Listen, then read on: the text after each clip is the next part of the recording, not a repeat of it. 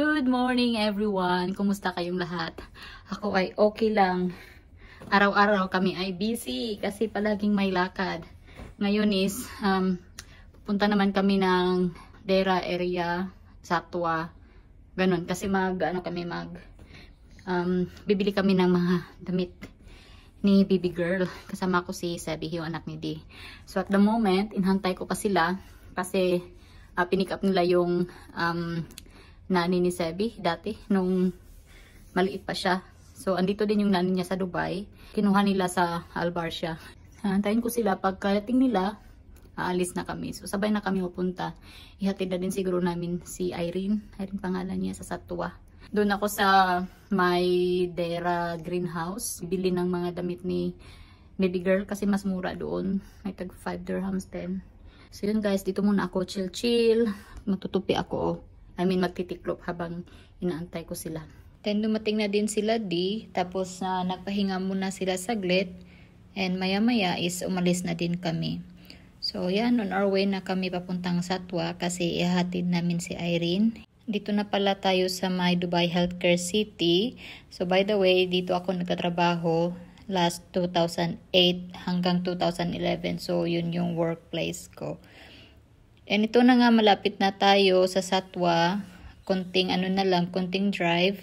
Kung makikita nyo, hindi masyadong ma-traffic kasi maaga-aga pa. And yan din yung The Frame. Isa din yan sa tourist spot ng Dubai. Na try ko nang pumanhik dyan. Nakakatakot medyo yung glass na kung saan ka maglalakad. Kasi alam mo yung parang kang hihilain sa baba. Basta hindi siya pwede sa mga takutin sa height. Andito na nga guys, andito na tayo sa Satwa. Kung makikita din nyo, ma-traffic. Medyo dito na lugar is ma-traffic talaga. Kasi madaming nakatira dito. Marami din mga kabayan dito. Kaya dito ka talaga makakabili ng mga kabayan food. Kung natatakam ka ng mga Filipino food, isa to sa mga kailangang puntahan para mag-satisfy yung cravings mo. And dito na pala tayo sa building ni Irene and i-drop na namin siya dyan. Papunta na tayo ng Dera nito and yan, madadaanan na naman natin ang Dubai Frame. Medyo maliit siya tingnan dyan pero mataas yan. If I'm not wrong, nasa part na tayo ng Dera nito ay napag-isipan namin na kakain muna kami sa Dampa. Filipino food siya, Boodle Fight na sikat dito sa Dubai. Kakain muna kami bago mag-shopping kasi 2:00 na rin banda nito at gutom na din kami. So yan, nakapasok kami agad. Walang pila. Kadalasan talaga dito, lalo na pag peak season or yung weekend, grabe yung pila dito, ang kahaba. So this time, hindi masyadong busy, so nakaupo kami agad. Since alam na namin ni D kung anong orderin namin kasi nakailang beses na kami kumain dito, tinawag na namin si Kuya para kunin yung order namin. And ang bilis ng serving ng food nila, grabe, hindi kami nag-antay ng matagal. And yan, sinerve na nga nila yung food namin guys. And tingnan nyo naman, itsura pa lang, mabubusog ka na. Seafood pala ito, halata naman na seafood. Ano siya, shrimp, mussel, tsaka crab. Parang yun lang ata. And then may corn din. Kalimutan ko lang kung yung drinks is part ba ng food package. Pero ang sarap din ng drinks nila. Hindi ko lang naubos yung sa akin. Kasi alam mo na juntis. Tapos sobrang tamis nun. And maano din siya, maasid. Tingnan nyo naman yung bata. Nag-enjoy siya. First time niyang kumain ng Boodle Fight ata. Or kung hindi man, first time niyang kumain dito sa Dampa. Kasi baka nakakain na siya sa Singapore or kung saan man. Pero sarap na sarap siya. Habang si D ay naglalagay pa ng kanyang gloves. And yan guys, disaster. Ubos. Ang natira na lang yan is kunting kanin. By the way, nag-order din pala ako ng isaw niyan. 6 na piraso. So dadalawa kaming 3.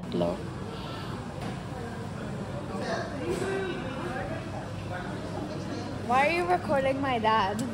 It is like looking at like still not enough for me. Yeah, you recorded him contemplating the wet wipe.